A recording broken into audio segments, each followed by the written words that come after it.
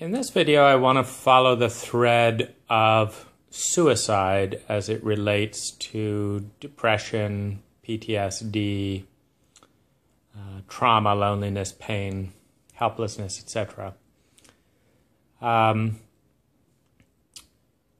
of the insights that I think is great that came from The Body Keeps the Score by Bessel van der Kolk, by far the best author that I've found on the subject, is that what seem to be mistakes or kind of indications that something is wrong to most people are actually steps forward for the person who is in some degree of pain.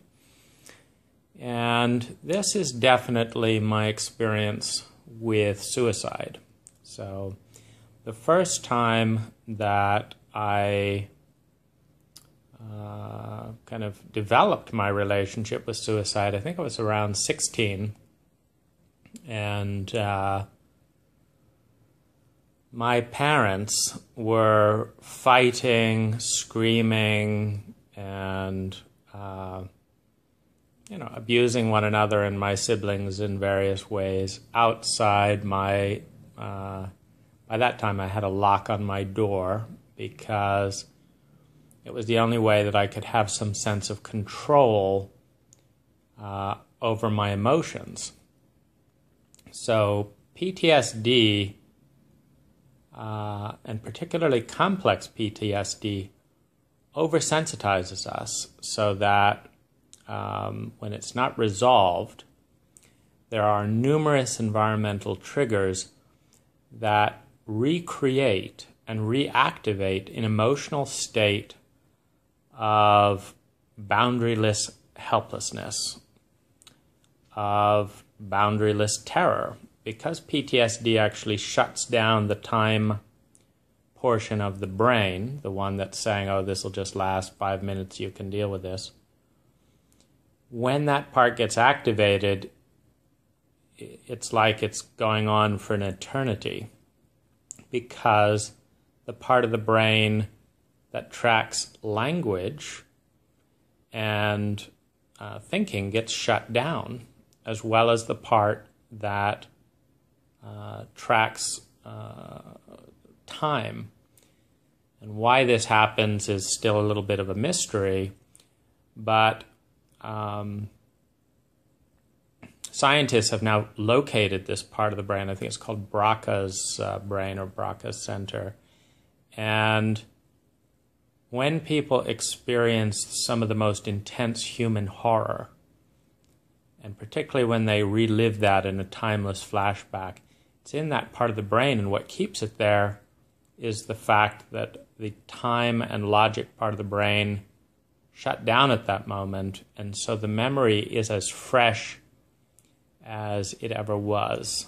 It does not heal with the passage of time.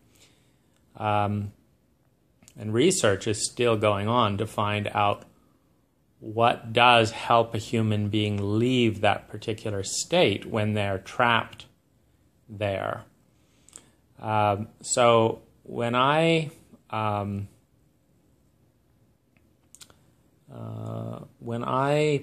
first thought about suicide, it was the sense of powerlessness, and that was the biggest thing. Powerlessness and helplessness were the biggest, I guess, sickness or, intolerable state.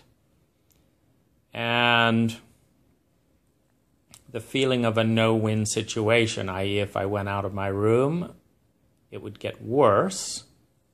If I stayed in my room, I was completely helpless to stop the sounds.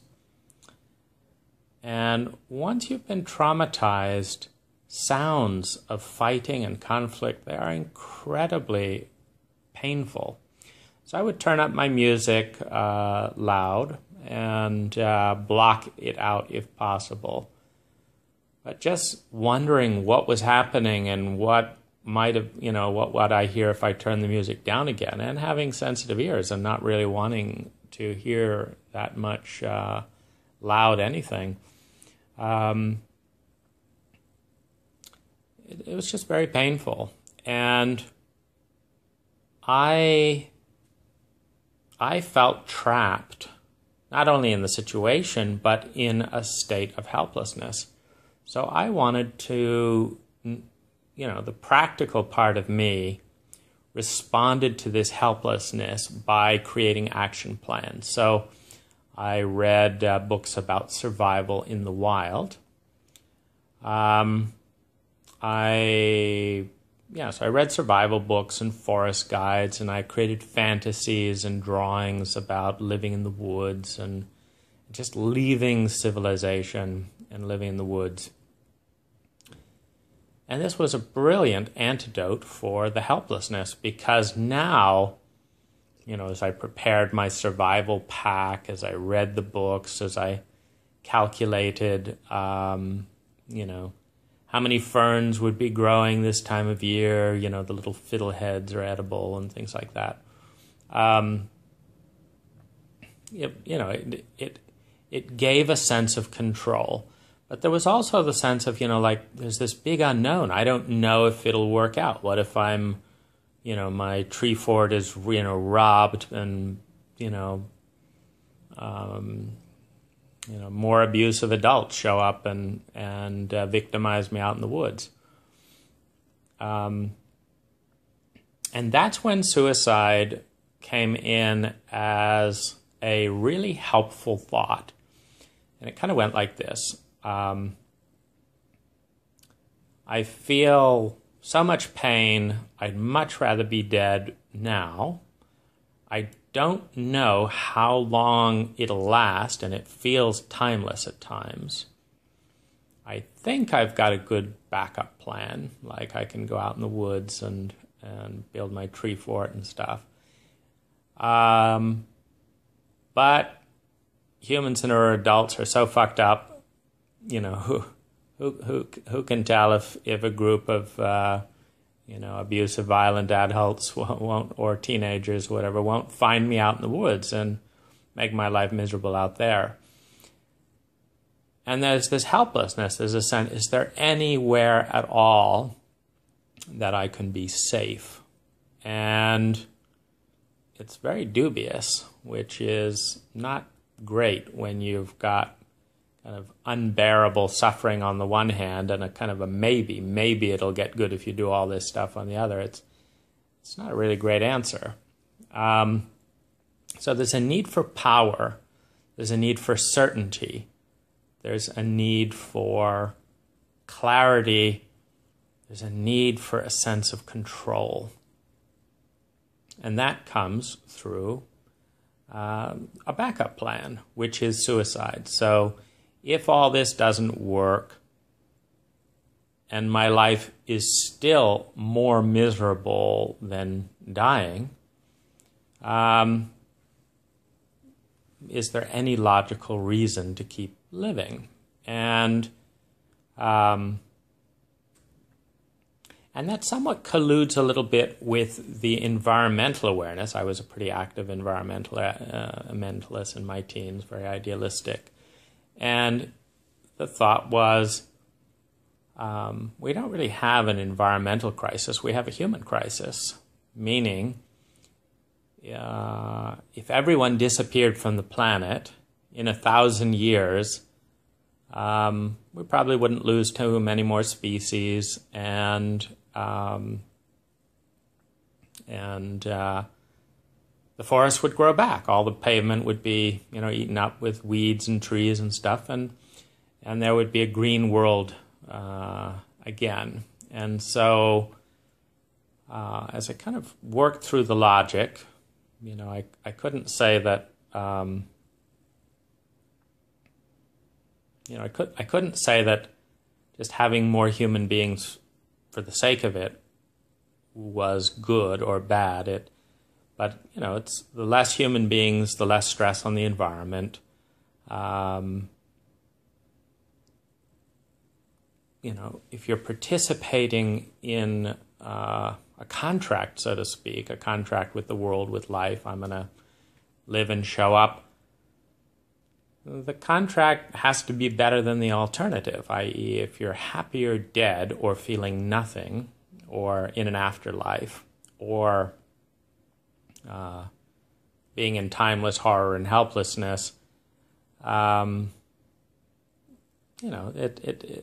is something worth considering on a logical level. And so that gave me my safety net. And what I found is that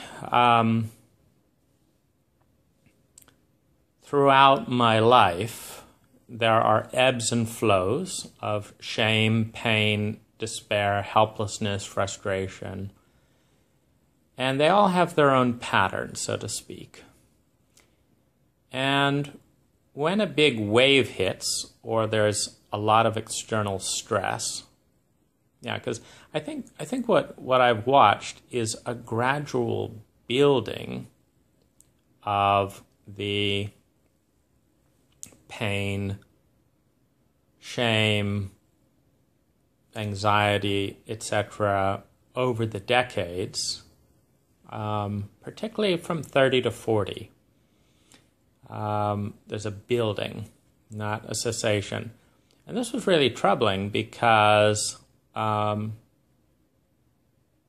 done the 6 hours of therapy a week. I was eating all organic food.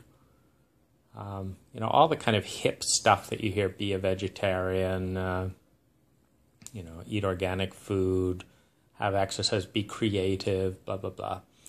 This is all supposed to be, result in the peak human experience. And while I could say I was achieving most or all of my goals and effective at creating things that I thought were a good idea, I also had to be rational and recognize that this was not overall helping. And here's what I mean. I'm in a 5-star hotel. I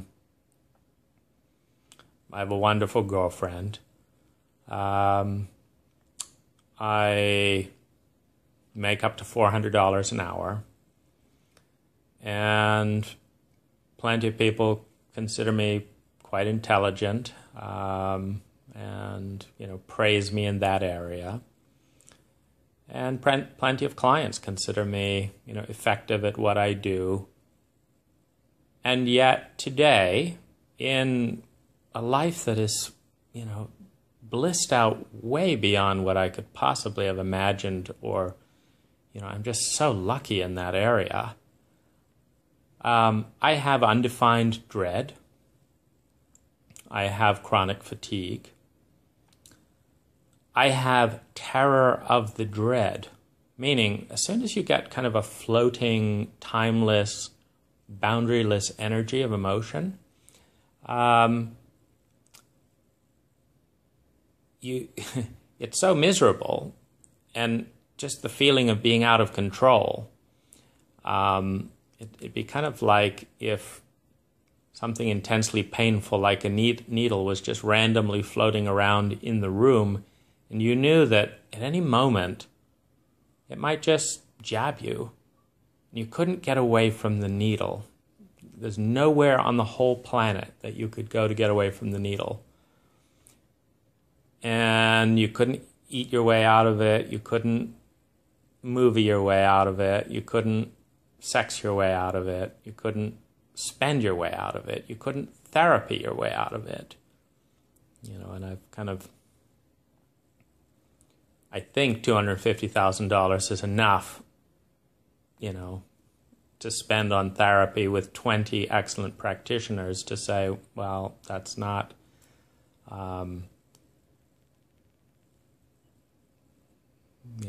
I've heard the hundreds of promises, and I've selected the 20 or so best and worked with them. And yes, I can say that by and large, the one thing, and it's rather irritating that I can say, is that during a therapeutic session, that needle will likely not hit me.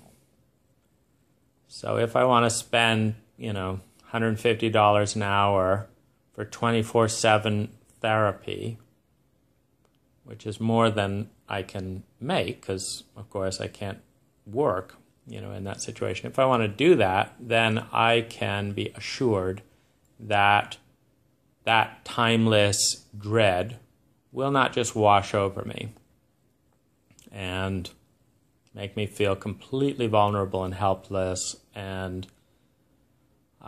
terrified, because one of the things with deep survival and regressed trauma is it's there. It's a part of the brain, and so it's kind of like there's this roving light, and there's this part of memory which is filled with absolute horror, and then the light just shines there, and then it fades out,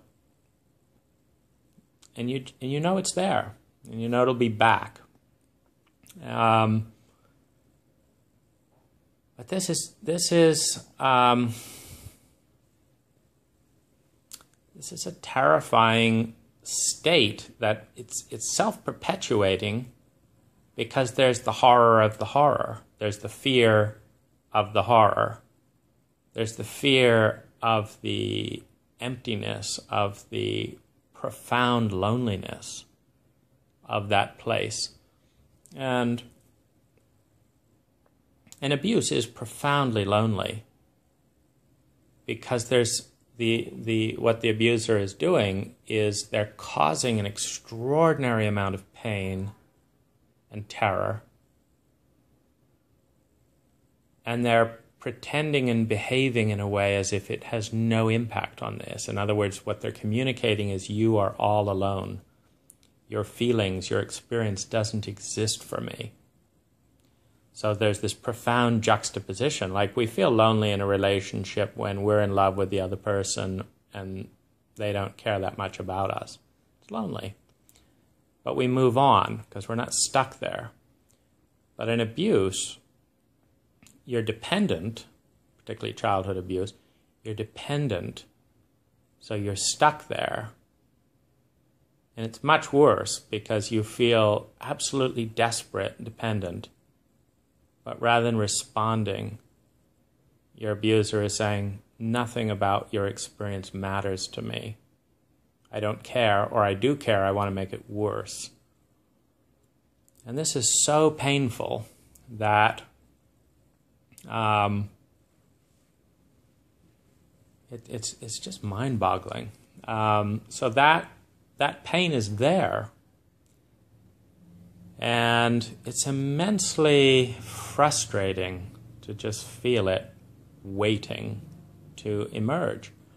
And so suicide is a response. Like, I'm not going to put up with being, bossed around by this helpless, overwhelmed feeling my entire life for decades and doing nothing. I'm not going to put up with this. But what is the option? And it's suicide.